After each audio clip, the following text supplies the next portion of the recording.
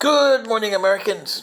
This is your favorite alien here on the morning of Friday, December 9th, 2022. Sitting in for Paul Harvey this morning. Stand by for the rest of the story. And the rest of the story is about this certain girl. Lived at 23 Anton Street. And, well, almost 80 years ago, she was a young little girl who had an older sister, Barbara Jean. And Barbara Jean was it. You name it, she had it. Enthusiasm, beauty, looks, knowledge, everything. And her younger sister, well, she was the afterthought. Or so she thought.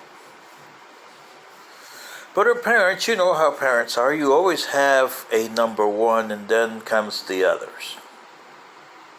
And it's not necessarily the oldest, although in some cases it is. In this case it was Barbara Jean, the older of the two.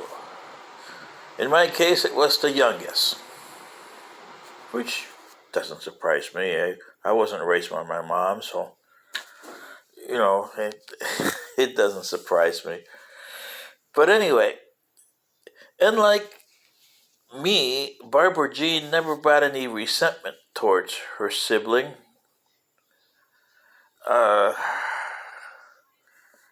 She could have, but she never harbored any. She just went back to her room and decided, well, this is the way things are. I just got to do the best that I can, and still tried her best to get her parents' attention. Well,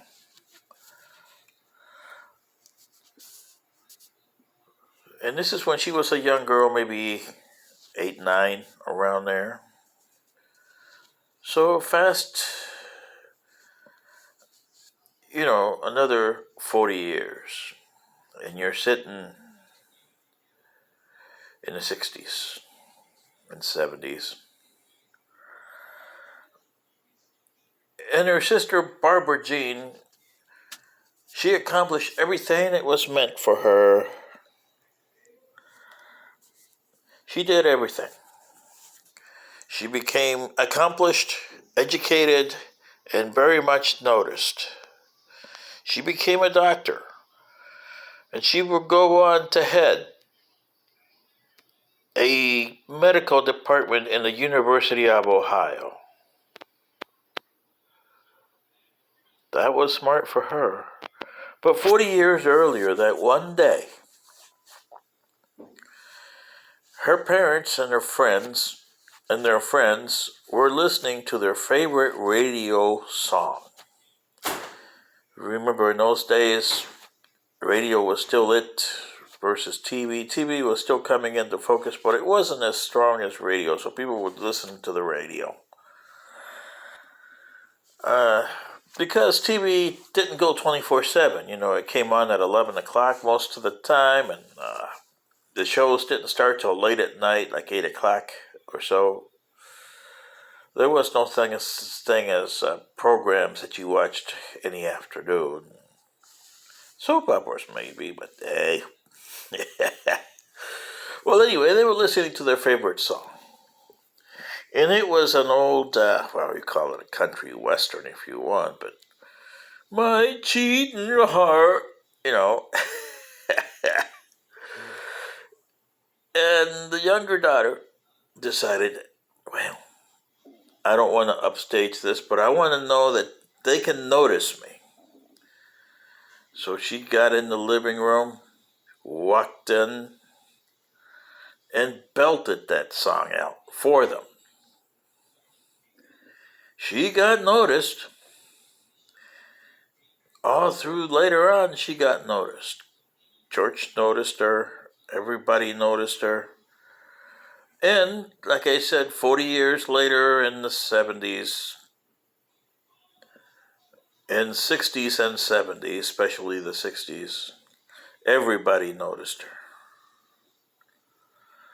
Although her big sister, Barbara Jean, became a doctor and the first African American to head a department, especially in a university like University of Ohio. Her younger sister became the queen of Motown. And the girl from 23 Anton Street, Detroit, Michigan, became the supreme Motown girl, Diana Ross. Now, mind you, Diana Ross is probably in her late 70s, early 80s now. But she, although got involved in some later issues because, when you become famous, you inherited all the bad things that come with being on the top of the list and the famous guy. I mean, guys like Elvis Presley and Jimmy Dean and other singers, Janis Joplin. A lot of African American singers went the bad way too. Some of them went short. But Diana Ross made mistakes. But I think all through her mistakes, there's still that piece of that little girl there from 23 Anton Street in Detroit that lives on. Sitting in for Paul Harvey, this is your favorite alien, and now you know the rest of the story.